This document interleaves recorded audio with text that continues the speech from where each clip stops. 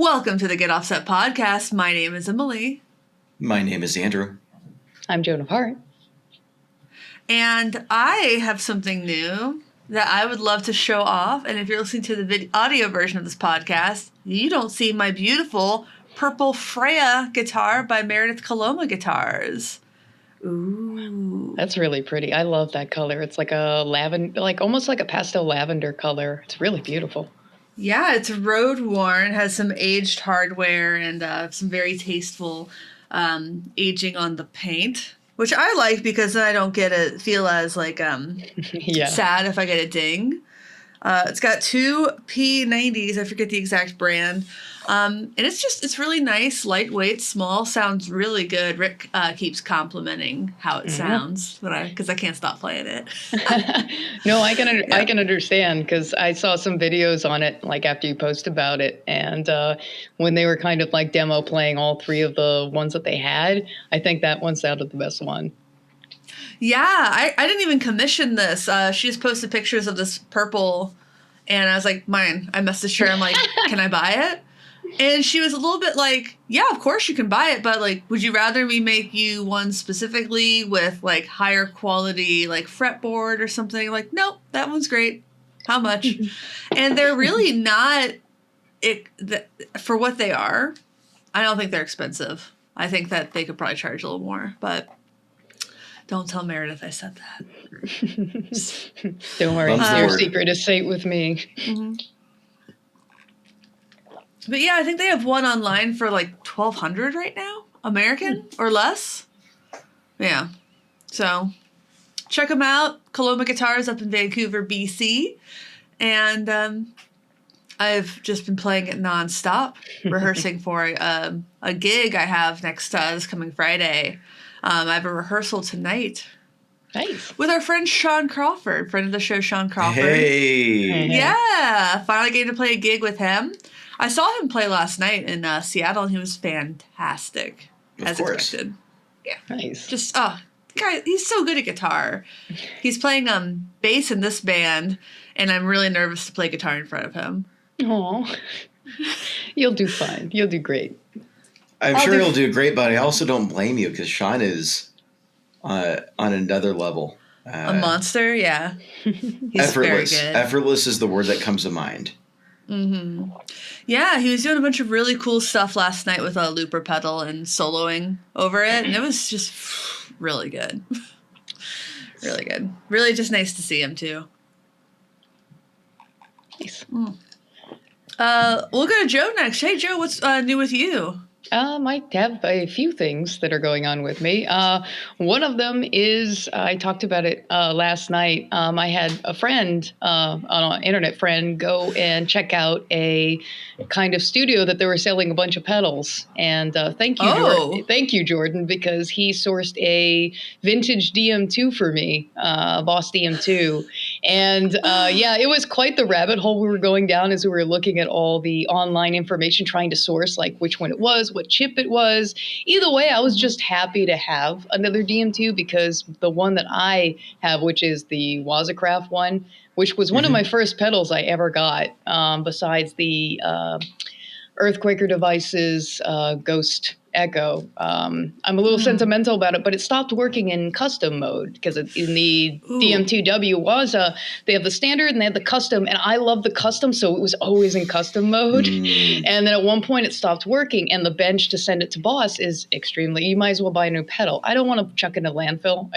I'd like to find someone to fix it, but I've already asked like a few people, and also I think I asked Alchemy Audio, and they were like, no, we're not, we can't. So I'm hoping to find someone to fix it one day, but just in the meantime, just having another DM2 would be great because I love to use that warm delay with like either leads or a melodic kind of playing. So I'm excited. Shipping it out Monday. I'm excited. So that's one of the things. Thank you, Jordan. Thanks for looking out. Nice. That's awesome. Yeah. One of the other things is I'm towards the end of the MAW, so I'm excited about that. All I have to do is just film the house band singer singing, because it's, for all the house band to be me, of course, it's pre-recorded. Yeah, for sure. So just have to record the singer in their getup. edit it all together. I was doing the audio yesterday, which was pulling my hair out. But yeah, after that's done, I do the upload, I do the timestamps, review it, send it to Seth and Old Blood Noise Endeavors, hopefully, they love it. And then I choose a date to upload it, and I'll have some sort of, hey, watch the chat live with me, which is always fun because that's how I get to see people react in real time. Anything after the live chat. Premieres. Yeah, the premieres are really what I love because then I get to see everybody react in real time to things going on. When I get afterwards, it's comments, which, hey, I love, but it's really great to see people react to things as they happen with the animation. So I'm looking forward to that. Yeah. We're almost there though. We're right there, I swear. So that's awesome. I'm so excited to finally see it because I've only seen some progress clips so far, but it's going to be incredible. It's your be most fun. Involved one to date, it seems like. Yeah, each one I get, I'm one of these people that are very ambitious. So with each demo, I'm trying to up the ante. I'm trying to improve sound quality, all out of pocket, basically trying to find ways to make them better. What I didn't do last demo, okay, I'm going to do for the next one. I really do focus on quality control. And at some point, hey, if I get a different space, I can have a DSLR camera or a mirrorless in front of me, but I'm still having this Logitech Brio 4K, which the only thing that annoys me about it is when I move too fast, there's a little bit of a, what do you call it? A motion blur, which annoys me, but it is what it is. It doesn't have 60 frames per second. It does, but for some reason, because I guess it's a cam, the motion blur is still very much a part of it. So, so I'll have to at some point figure out, because my space is literally 2 steps and I'm out. If I was to have a camera with a lens, forget it. I would lose the whole room.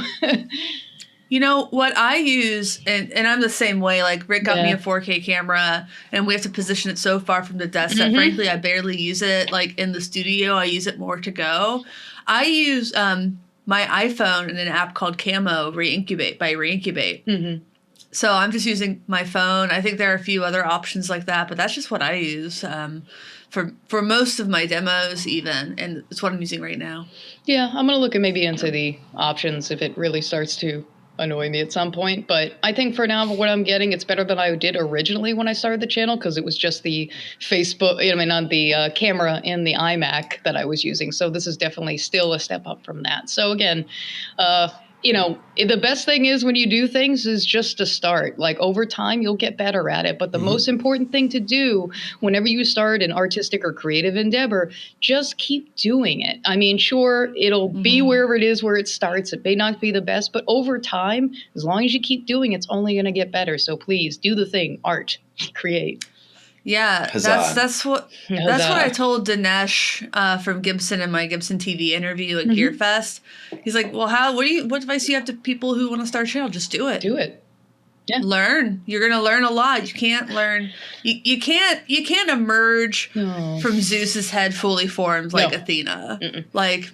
That's just not most people. Most people have to try, maybe fail a little, maybe cringe a little bit when they look back at their old stuff, but you have to try. Yeah. Well, there's the whole it's the journey, not the destination, which that's very. It's very live, laugh, love, but also true enough. Yep. Mm-hmm. Yep. Yeah. No, I couldn't bring myself to say that other phrase. That's too. Yeah, that's the thing. People uploading YouTube videos that whenever you troubleshoot, there's the kindness of strangers. Have a problem, hey, I can't do this. You'll have someone that's there's helpers out there. And I'm grateful for them anytime I've needed them. We've never existed in a time where it's easier to just do literally anything you want with very little background, because it's just a wealth of information online. You can't figure out how to do this or that? Fucking easy. Yeah. Want to learn guitar? There's more tools than ever. Yeah, like my background is, in graphics, over like decade using Adobe programs. But the only thing I didn't know how to do was how to animate. If I was to do stuff in Illustrator, how do I animate? And that's when I took the initiative of like, okay, well, now's about time in my life I want to do something, or I learned something new as far as a skill set and do something I always wanted to do and wasn't able to do when I went away to college. They didn't have the program. So I was like, you know what? Yeah. No regrets. Let me regrets. let me learn animation and combine it with some of my passions in order to facilitate something that I'm going to enjoy learning, and in the process make something that's going to make me happy and feel like I'm creatively fulfilled. Were you using After Effects, or do you mind me asking? I'm using Adobe Character Animator. So that's basically what I'm using now. I'd like to learn Animate at some point. I don't use After Effects as much. Like I've used it in music videos that I've done for my music project, and I always find it's so frustrating to use because the layout is so different than, let's say, Premiere or like some of the other programs that I can't control some of the same parameters the same way I can in the other programs. So I'm always like frustrated by the fact, like, why won't you let me do what I want you to do the way I usually do things? Yeah. Yeah. If it's not familiar, it's like starting at ground zero. That's exactly what it is. Like I can get around if needed in After Effects, but I tend to not get as involved in it. But I will eventually, I'm sure. Fair enough. For sure. All right. I think it's Andrew's turn. Yeah. Well, so what's new with me is life is happening. I think I've been finding myself busier and busier and busier, and starting to come to the realization that there's only so much time in a 24-hour period. So, there's been a whole lot of life changes for our family recently, and I think it's a decent time for me to take a small step back and hiatus, not a disappear, but no, please don't. No, I'm not going anywhere. Good. I'll be here, but I think I need to, for me, for my family, take a step back. So I'll be in and out. But yeah, I was looking at the calendar and realizing, like, oh goodness, I've got so many amazing things on the calendar. But my kids at a really good age. And they're in the next room. I think Netflix or Lego or something. And Sunday morning cartoon sounds really nice. Mm-hmm. Yeah, I totally get it. And we're going to miss having you on a regular basis. I'm really glad that I'm really thankful for everything that you've done so far, and looking forward to what we can do together in the future. Because it's not goodbye. We both still live in Seattle. Yep. We're both still friends. And I understand you're still going to be part of the Discord. I would hope so. Yeah. For those of you out there, we do have a Discord that's attached to our Patreon. So Andrew's still going to be there. And I'm really excited for Joe to step up and become, a completely regular presence in the podcast. No. And I go ahead. Yeah, I really, again, going, I guess, also what Emily said, I really appreciate, obviously it's not goodbye, whenever you have time, you'll be here. But again, like when listening to this podcast originally, pre-pandemic, listening to the both of you is really one of the reasons why I started going as full tilt towards music and creating and doing all these things that I'm doing now. So honestly, I mean, not to get over emotional, but that you guys started the podcast is one of the main reasons, and I'll always say this easily, it's one of the main reasons why I'm doing all of the things that I'm doing now. So I'll always be forever grateful to you both. Again, like this podcast, not only are we talking about gear, but we're talking about life. We're people, encouraging each other to grow and do the things that we need to do in order to, obviously live our lives the way that we should. I can't express the amount of, joy that I would have listening to some of these podcasts, and the funny moments sometimes that people would talk, the one of you would talk or say something, or you would have one of your jokes that you would say, Andrew, and I'd be on the other end. I was like, oh no, don't predict the world ending. I'd go in my walks and I'd be talking to the podcast, even though I'm out on my walks listening to the podcast. The chemistry with you both, and just everything that you've created together to this point, I think has really kind of made a good ripple in the community in many ways. And I'm very grateful for the time that you guys have put towards this endeavor. So again, thank you both. And I really appreciate a lot of what you guys have done. Thank you. Thank you. I really appreciate that. I feel likewise. I mean, to Emily, to all of our guests, I mean, the amount that I've been able to grow in this space and has been huge, because it's almost made it to the 4-year mark. Wow. Yeah, this would be episode is in the close to 200. Yeah. So I've grown so much. And I've got so much thanks for you, for all of our guests, for Joe, for our whole community on Patreon. Yeah, they're great. And our Discord. Yeah, I've honestly, the Discord, like anybody listening, the Discord, what it was before, even the Discord, I have met so many people there that have kind of become my friends, to the point, long distance friends, that I have navigated some difficult times in my life because of these people that I've connected through in the Discord and everything. Like, they are essentially like my pocket pals. I take them with me wherever I go with my phone. So if you do join the Discord, you really are meeting some wonderful people. Again, it's just so many good things I could say. It's a lot of entertainment for $5 a month. Yeah, right? it is. Awesome. Yeah, I think maybe we could move to happier. Yes. Yeah. Not that this isn't happy, but we could change the subject maybe. Yeah, no Changes. tears. Change is always, yeah. No, I'll leave that for my therapy session. Sorry.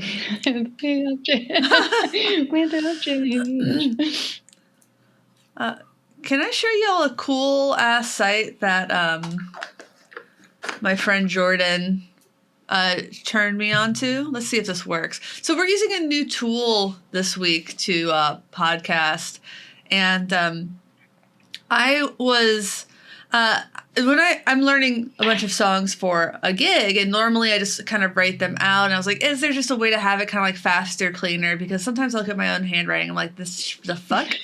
So let's see if the share thing works. I say that word a lot. Yes. Share. All right. So there's a shit ton of ads on this here. Oh boy. But, Sunglasses. yeah, I know. Lots of Ray-Ban ads. Ray-Bans for $19.99. There's like a, well, now you're scrolling. Here, this way. There we go. Aviators. So there's the stave down here. Stave, I don't know. And then you just click up around here to add things to your nonsense. It's just basically enter in temperature. That's really wonderful. Yeah, it's really cool. You can do chords as well. Pull-offs. Yeah, I see. Nice. Yeah. I am kind of obsessed with it at this point. You can add rest. You can have just ibid stuff. You can add lines. You can delete. Oh, delete is important. This has been just such a... Yeah, it really is. If you log in, you can save stuff, so I can just have like little parts of different songs. And it's really been a huge help to what I've been doing, awesome. Which is kind of in tandem with this other website called Chord Sheet that I use.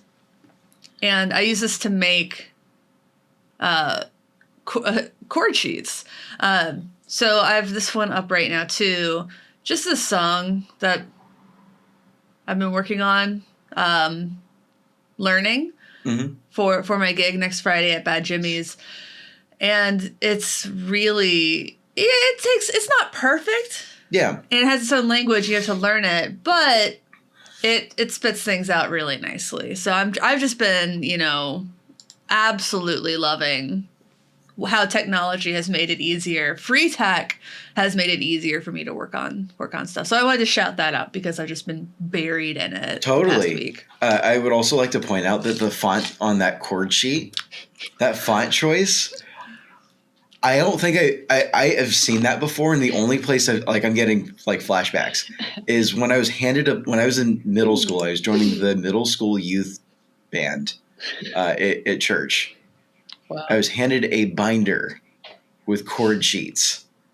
As a drummer, It's that font. I was a drummer. I was handed a binder of chord sheets so I could keep up, figure out where we are in songs. And it's that font. Oh my God. I don't know where it came from. I don't know what it's called. I don't even know what it's called. Yeah, exactly. I have no fucking idea what this font is called. Definitely came out of the ether. It's definitely not Comic Sans. No, and it's not Papyrus. No. And it's like the two most used in small town churches. Mm-hmm. But yeah, it's vaguely. I look up chords font, and someone says it's MS Courier New, and that doesn't seem right. But I've seen that font in fake books my whole life, and obviously chord. You sheets. can probably find was it What the Font? There are several sites that if you have a screen grab of whatever the font that you're looking at, you can upload it and it will decode based off of the photo screen grab that you have what font it is. It's pretty decent at doing it. Yeah. It's not always exact, but it's decent at doing it. That's usually a lot of the times that I have to look up. If a client sends me something, match this font, that's a lot of the times what I do. Yeah, I've absolutely had that literal exact experience. I'm like, okay, what's the closest Google free font that we can use? That's close enough to what the client has in their book, because they're not going to send us their font. That's kind of what I had to do with the mall one, which I had to find a font that was relatively close to what's on the mall. I think it was a bitter font is what it was called. So yeah, I have to find something that's close enough to get away with it. Yeah, I'm going to just get screenshots some of this here font. Investigative. And drag it in. We must find out. Yes, the rabbit hole continues. Yes. Okay. So it's the B minor 7. Oh my gosh, nothing is even close. Oh, Clean Cut Kid Regular by Comicraft. Some of these are close-ish. You'll get. That's what I said. You'll get them close to be good enough. There's other sites that do it too that will recommend other ones, but What the Font is pretty good. Someone has something called Lead Sheet. I'm like, okay, that's exactly what this is. The Lead Sheet font. But I want to know where this original font came from. Yeah, it's just people are just calling it Lead Sheet, and that's really close. Yeah, they're all kind of. It's $30 fucking. Yeah, you probably could find at some point. Yeah, I know, a family that's close enough that you can probably find an open type font OTF, which is basically free to use. It just takes a little bit of time and investigative search, so it's possible. Yeah. Well, that was a fun little digression, wasn't it? How far does this rabbit go? I just found a website that's selling it formatted specifically, looks like, for use with Sibelius and Finale. Oh. Which is interesting. I haven't looked at Sibelius since high school. Good gravy. I can't. That just makes... Yeah, I don't know anything about that. Just writing charts is what it's for. Yeah, I've never used that one. There's something that comes with my Presonus Sphere subscription, which has Studio One, There's another tool that I haven't used in a long time that is used to make charts. But, Okay. Yeah. I haven't used it because I have options that are click, click, click. Yep. Makes a lot of sense. It really does. Yes, this is a good time to point out that we do have a Patreon at patreon.com/getoffset. For as little as $5 a month, you can join our Discord server and hang out with all of us online. It's not one of those overwhelming Discord servers. Some are very overwhelming. It's a good little community. We also have merch at getoffsetpodcast.com/shop. If there's anything in the world that you want to buy, please consider using the affiliate links in the description for this episode. Really is greatly appreciated, as well as a like, a comment, a subscribe, a review, whatever you can do would be greatly appreciated. I think everyone after this episode should stop what they're doing. They should open an affiliate link and they should buy something that is orange. I think that would be appropriate. In your honor. Yep. I saw something orange. Oh, I think you don't have Facebook on your phone or anything, but I saw it. I think I sent it to you. There's that orange Strat. I think it was like an made orange Mexico. Strat. Yeah. Yeah, I saw that a couple days after you tagged me in it. Already sold? I didn't check the comments to see if it had. This listing was up, and the listing had been marked, but that doesn't mean much. Nobody marks their listings anymore. Nobody does. There was that. Oh, and then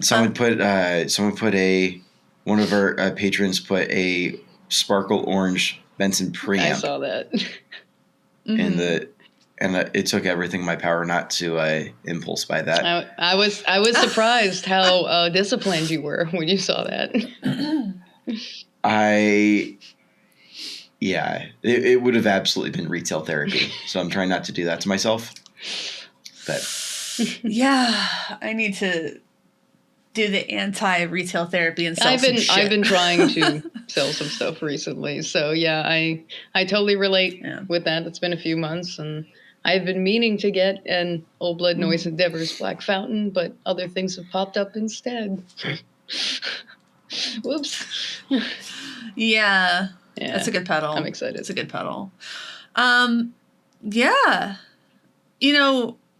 We've talked on the show a lot recently about things like parts shortages. Yep. And there was recently an article that hat tip to Jason Mays from Working Class Music, who sent this to me. It's an article on metalsucks.net, and the headline is Fender CEO says gear parts are 100 times more expensive now. That's clickbaity as shit. But just a little bit. Just a little bit. I mean, so is the website domain, so... metalsucks.net. Like, what did you expect? Yeah. But, he's not... It's literally part of what he said. Yeah. The first quote of him from Andy Mooney in the article is, some components that last year cost 30 cents are costing $30 this year, basically. Yep. So that makes for really difficult production. Yep. Because then you either have to find an alternative for a component that's ostensibly super fucking important. Yep. The example he gives is Mustang Micro, because you can either start charging more, which people don't like, or just pause building them, or eat the cost until you can find. Which you can do. Like Chase Bliss has tried to do that for a while on some of their products. I know. So he talks about Mustang Micros. His quote, "We're going to be challenged to get component parts at the level we'd like going forward, trying to pivot to other suppliers." So it could, make it a lot harder to get that product. That product itself is only like $130. Right. So to eat any costs on that, I have to assume that their overhead on it's already... Like, I have to imagine they're not making great margins on that one, just because it is... Fender does a good job, I think, at investing in younger players. Yes. And the Mustang Micro is really designed for younger players. Yep. Not that, I didn't enjoy it as an advanced player, because I really, really did. But yeah, when you're trying to kind of almost, what's the word? Big box retailers use a lot, like a loss leader almost. Yep. I'm not saying the Mustang Micro is necessarily a loss leader, but it might be. It's of all their products, it might be. I mean, so doing some napkin math here, 60-40 is usually in the ballpark, like somewhere between 60-40 and 70-30 is that map upsell from cost to retailers. So if it's, I mean, we'll go with $100 because that's a nice round number for us. So we got that 60-40, so $60 cost to a retailer, and then of the $60, there's the part that Fender profits off of, and then there's the part that the store, the retailer. The retailer is the $40 on top of that. Right. So out of that 60, you've got it may be 50-50 split. You got 30 and 30. So $30 for parts, $30 for profit. If you just went from 30 cents to $30 for one of the parts, you just went to zero profit without having, unless you're raising prices for your raising the margin on that. Everything's going up. Good luck convincing retailers to accept that. Yeah, that's going to be hard. Good luck convincing people to buy that, frankly, sometimes. Like, there are a lot of products where there's like a point where it's definitely worth it, and there's a point where it's not. I just did some beta testing for a product, and they had you do surveys in these. And I know Joe's also done some like product testing and interviews for things. And they always ask you, like, at what point would you not buy this because it's perceived as too cheap? At what point would you not buy this because it's too expensive? Mm-hmm. And then they ask you, like, what price would this be that you wouldn't even blink at buying it? So there is, for every product out there, like kind of a sweet spot. There are products that, make a shit ton of money. Think alcohol at a bar. Yep. The shot costs 25 cents and they charge you $10 for it. Yep. Yeah. It's a huge margins on that. And then you have things that have relatively low margins. And you just gotta try to, that's part of capitalism. Oh, yeah. Is trying to maximize your profits while not screwing Exactly. people. You don't want people to feel like they're getting a bad deal. I mean, going back to the alcohol thing. Because they're not going to buy I it. went out to dinner a couple nights ago, a double date. We went to a nicer restaurant, and it was actually Pink Door here in Seattle. Oh, yeah. I love that place. First time going, was very excited. But I was looking at the wine list in advance. I'm like, Italian food, I'm going to get some wine. And it's like, it's like for a $15 bottle, I'm paying $15 to $20 for a glass. And in the back of my head, I'm like, that seems like an absurd markup. And then I started to think, it's like, well, let's compare it to cocktails. Yeah. And, less than $1 for a shot of alcohol by the time you break down a handle of well liquor. Yeah. That's well less. Yeah. I mean, that markup difference is way higher, but it doesn't feel like it because, paying per drink, it feels normal. Like $10 for a cocktail in the Seattle area feels like a pretty normal cocktail price. I will say I prefer to go to cocktail bars that make slightly fancier drinks that I wouldn't make at home. Yes. But I really struggle with wine at restaurants. Right. It's a smaller amount of margin per unit, but it still feels so strange. Yeah. Versus food at a restaurant, especially dessert. Dessert's very low margin at restaurants. We're a restaurant podcast now, apparently. We're talking marketing perception. Consumer marketing perception. Yeah, so that's something, like they just raised the price on all their Squiers, a bunch of their Squier guitars pretty recently, Fender did. And I did see some backlash in the community that people are kind of aghast at paying for a Squier what they used to pay for a made in Mexico Fender. Back in my day. To that I say, I think Squiers are more comparable these days in quality to those Mexico Fenders. I'll say I've also seen some pretty bad examples of quality control from Fender recently that has me really concerned. A friend got a custom shop guitar, and the case that it came in doesn't close. Nice. That sucks. Yeah, it's great.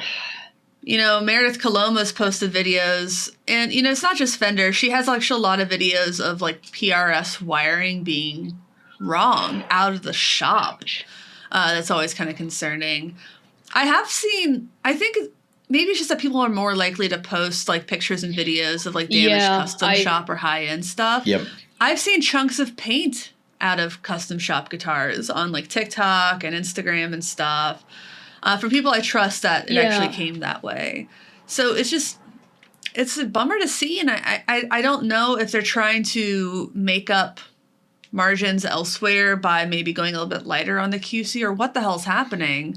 But, you can't both charge more for instruments and have like questionable quality. So I haven't considered this before, but in the corporate world and big tech and whatnot, there's this whole like great reshuffle or the great resignation has been the staffing trend for about last year and a half, where everyone coming out of the other end of the pandemic is like, you know what?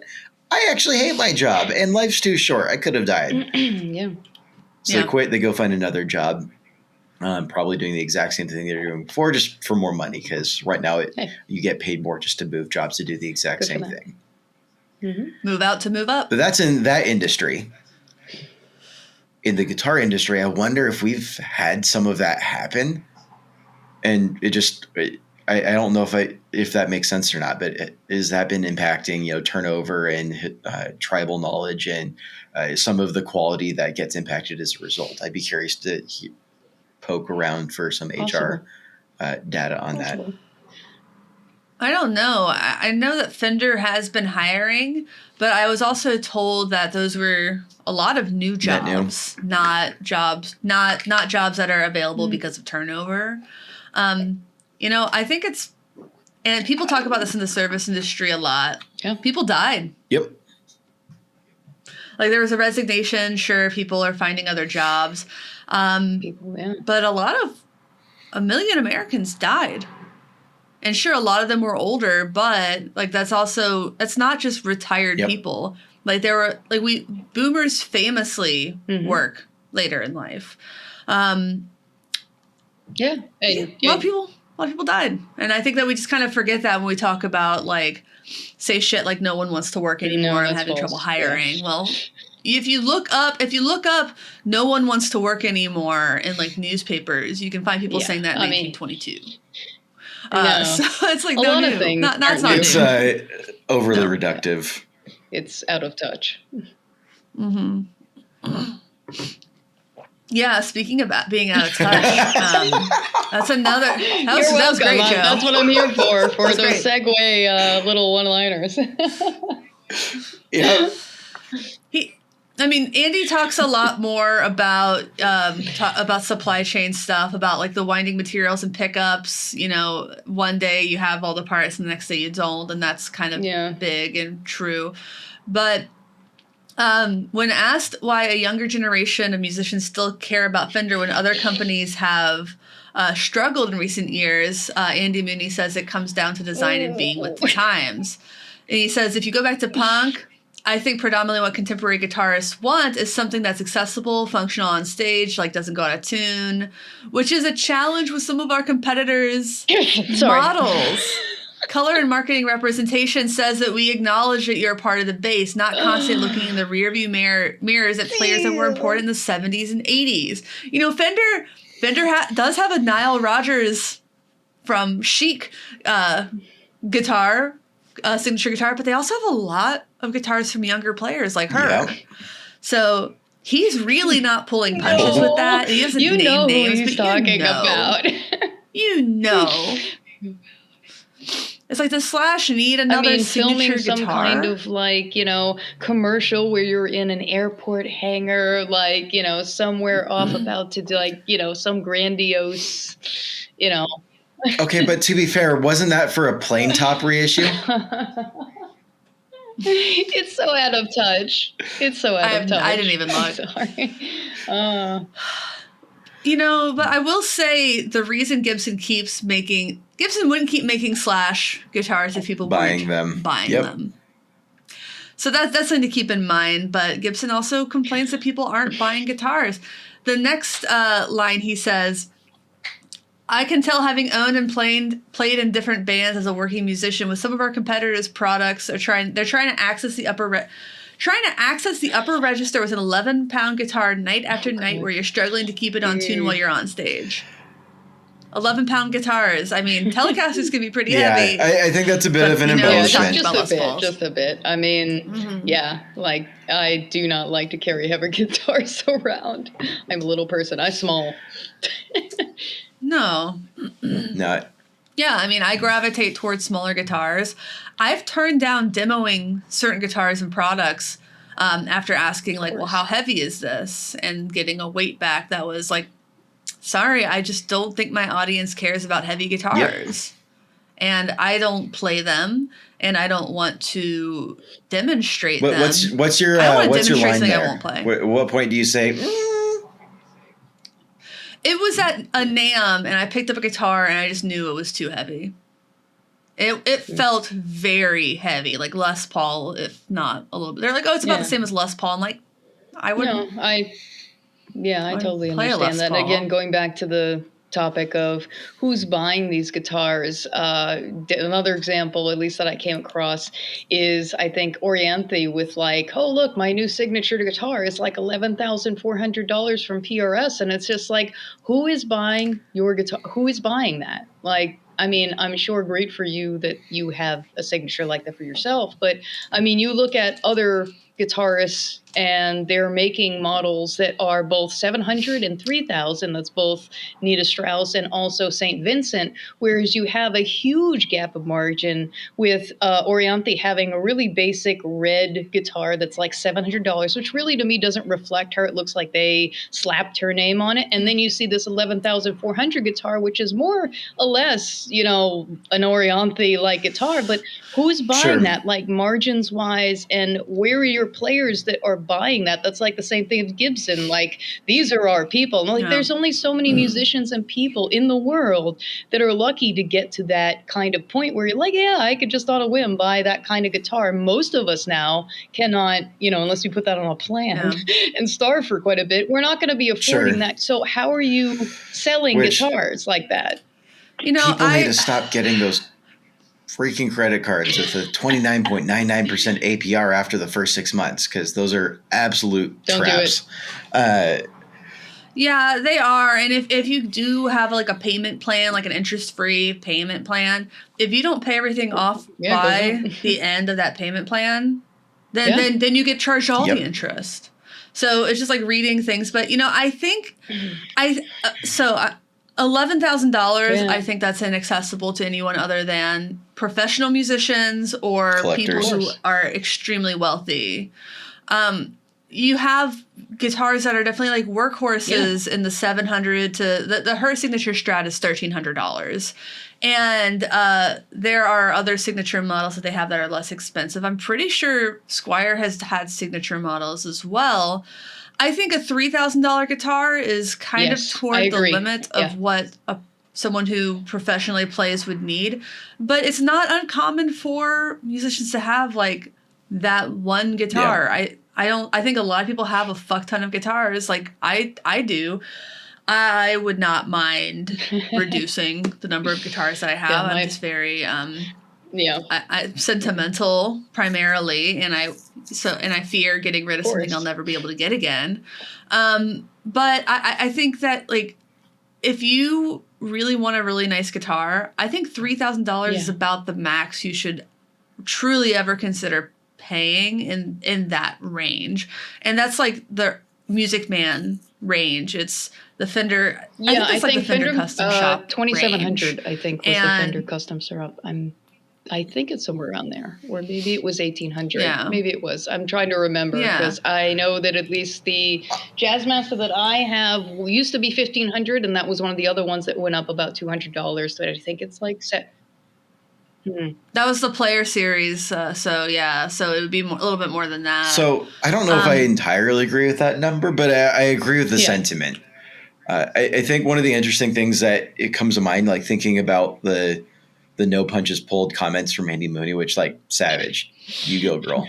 But I do think it's strange in the back of my head. Like I Squier and Fender just seem like a very natural, like it is all the same brand. It's just different levels, just like Sterling and Music Man. Like I feel the same way. Epiphone and Gibson just feel so different to me. Are. And I have been saying this for a while, and I stand by this. I think for Gibson to compete long term, Epiphone is that key. They need to do better with Epiphone. I They agree. need to, marketing, getting it into the hands of people. I know Quality control. The Emily Wolf is an Epiphone. Fender really worked. Right? Yeah, Fender really worked to make Squire cool. Gibson needs to do the same thing. Like accessibility, I think has kind of been, that's all Squire ever was. But making it cool so that someone who, like me, proudly plays Squires on stage and shit, that's... Yeah. No, of course. That's work. I go to a show and I see someone playing a Squire. I'm like, cool, that looks great. I actually kind of want that. I see someone playing an Epiphone. I'm like, oh yeah, that's the starter guitar you got when you were 10. Unless it's like a Wilshire or Cornet or Crestwood or something that I think that's kind of almost the key, is having cool guitars that are specific to that line and keeping them in stock. And that's been a big problem with Gibson. What are you trying to say, Andrew? My Epiphone is starter? No. I think they're exceptions. I see someone up there with like an Epiphone SG in the back of my head. That's kind of like the connotation that comes with it. I had an Epiphone SG for a while and I loved that guitar, and I actually kind of regret getting rid of it. At least for me, recently is just getting my first Epiphone, because no way I'm going to be getting a Gibson. But yeah, like at least for me in my Epiphone, even with just even putting the strap locks in, I was already finding like QC issues that I would not find at all with my Fender. Like at least with the drill holes right at the top where the strap would go, they had two of them right next to each other. So screwing in that strap lock, I'm gritting my teeth hoping that the other hole doesn't expand. And I'm just like, who... Or they couldn't have fucking filled the wrong hole. So yeah, quality control. Little wood glue and sawdust. That's heck. Even a toothpick does a really good job. Yeah. So I was just like, yeah. I mean, I'm sure. I think it's like it's the factory. I'm sure they have just mountains of dowels that are the correct size for that. Would glue on the dowel, stick it in the hole. Of course, easy peasy. Easy peasy, squeezy lemon. Of course, with everything being behind on, building and stuff like that, everyone's a little bit more in a rush to meet demand. I mean, even when I was looking into it, the same topic, I was seeing conversations of not only the components themselves, but also the shipping containers. We have a lot of stuff that's waiting dockside and just sitting there. I mean, I think the shipping containers, they said, used to cost to rent $2,100. Now they're costing $14,000. And with them... Okay, Laura. Oh, that's lower than what I heard. I heard it was... All right, so there's the margin, $14 to like 20 something. But one of the things is, with them sitting there, it made me wonder when I was hearing some of the Roland Yamaha things with some of the synthesizers where they got orders and then, of course, they couldn't really deliver. Maybe that was part of the, them sitting at the docks or not having components and having to wait. Like even with my Fender Jazzmaster, like during 2021, and of course we're in 2022, I had to wait months in order to receive my guitar because of course, component or parts or kind of back order stuff. So everything has a wait time, and it's not just the parts themselves. It's also the shipping containers. It's also before the pandemic, we had people that were in tandem with each other, and then the pandemic happened, and everybody is out of sync. So everyone is playing catch up. More people got guitars during the pandemic. More demand means everybody is basically either breakneck speed, short-staffed, or things that costed a certain price before is now astronomical, and it's like whack-a-mole. You're finding your source to basically make your part, and then next month you're scrambling to find another source to make. So it's constantly these builders, not only of pedals but also guitars. It's it's everywhere. So everyone is trying. It's everything. It's the reason we paid. It's the reason we paid for AC. You're still waiting. September of last year, if not earlier, and we're not getting installed until this week. We finally figured it out. Good timing. It took really good timing to get that stuff. It is. It's not good enough, Andrew. I'm sorry. It's not good enough. It's about to get in the 80s in Seattle. I think it was like 68 last week. It's 63 right now. 10-day forecast. It's going to be like 90 degrees. Tuesday is 94 degrees. No. We're not equipped for it. Yeah, tomorrow's 87, then 94, 93, 92, 92, and then we're back down to 86, 83, 78. So we've got a week over 80 with a few days over 90.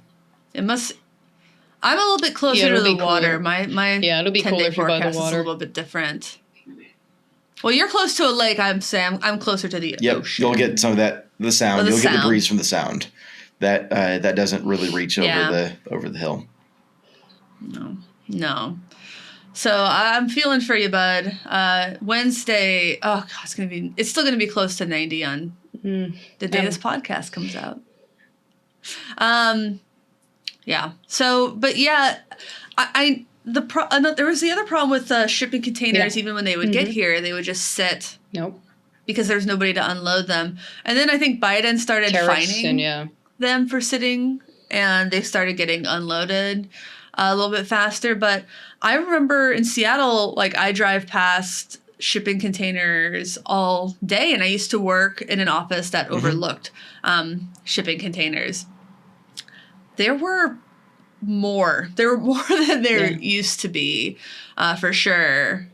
A lot more. And there's still just a ton. Yeah, it's a big problem. Just sitting. And, you wait. Yeah. And this was a problem at times before the pandemic. Like shipping containers could get unpredictable. I wrote actually, it must have been during the pandemic. I wrote an article for Fretboard Journal, and I wrote it and had it delivered early 2020, like January 1st, 2020. And it was supposed to come out like within the next issue. That issue didn't come out until late summer because shipping containers. So, lots of issues that brands are dealing with that are often resulting in higher prices for consumers. Unfortunately. And totally. Yeah. Well, and I think the other interesting thing that, supply chain managers are probably struggling with is, you see it, you're trying to find a part and you find somewhere that's selling it, but it's like the cost is insane. So like, do you just jump on it? Or do you go back and ask for permission from management and get the PO approved and then come back and hope that it's still there? And so if you see it, if you see it, buy it territory and deal with the margins later? What does that look like? I mean, the only thing I've seen that people have said is just to offset the situation of shortages, whenever things are available, they're bulk buying to try to make sure that they don't have that shortage, whether it's paying more or whatever. They're just like, no, I want to be covered for 6 months. So their bulk buying is what's also messing up other people, because then when they have to buy, someone's bulk buying. Yeah, so it's... Yes, that is where I'm hearing it from. Especially smaller builders. Brutal. Yes, that's where I'm hearing it from mostly. I know some small builders. So it's hitting them hard. Makes me wonder if that makes room for some sort of a distribution entity here stateside to just source all of it, bring it in, and then part it out.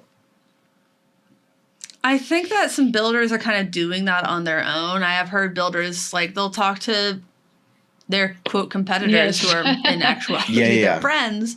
Like, hey, do you have extra of this? Can I have some? And just kind of working with each other and just being a community, which is a beautiful thing. Yeah, so, I mean, we get by. Yeah. I do too. I love that about our community, but, I would prefer people not have to. Yeah. Whack-a-mole.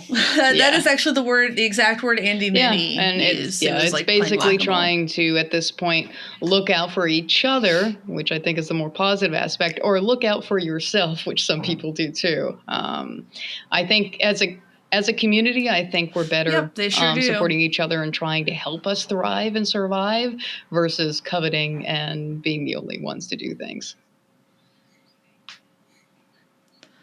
No, Yes, it's not but the that's American not, way. that's not every industry. No. It should be. I know. No, it should be. I mean, I think that, that's rugged individualism, was not intended as a compliment. Oh. That's an American saying, rugged individualism. That's basically our motto Unfortunately. as Americans. If you want to go fast, go alone. Yeah. If you want to go far, go together. Just full of awful pitch Yeah, quotes that's today. Inspirational quotes. Is that? Yeah, it's like I wanted to be like, is that from Star Wars? I know it's not. I think it's. I'm gonna look it up now. But I feel like that's an actual quote from someone important that I just insulted. I think it's I thought it was a proverb or something.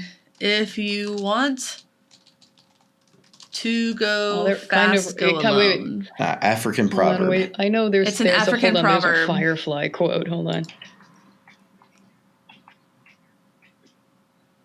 It's an African proverb, though. It's probably in Firefly.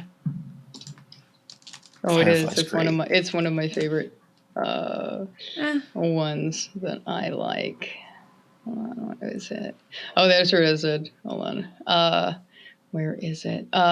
When you can't run, you crawl, and when you can't do that, you find someone to carry you. And I was like, okay, that sounds similar.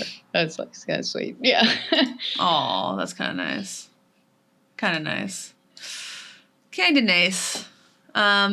Neat. Well, I think that's probably a good place to end it. Again, Patreon, subscribe, like, comment, review, blah blah blah blah blah. Affiliate links. Blah blah blah blah. Blah blah blah blah. What's that, Miss Harris?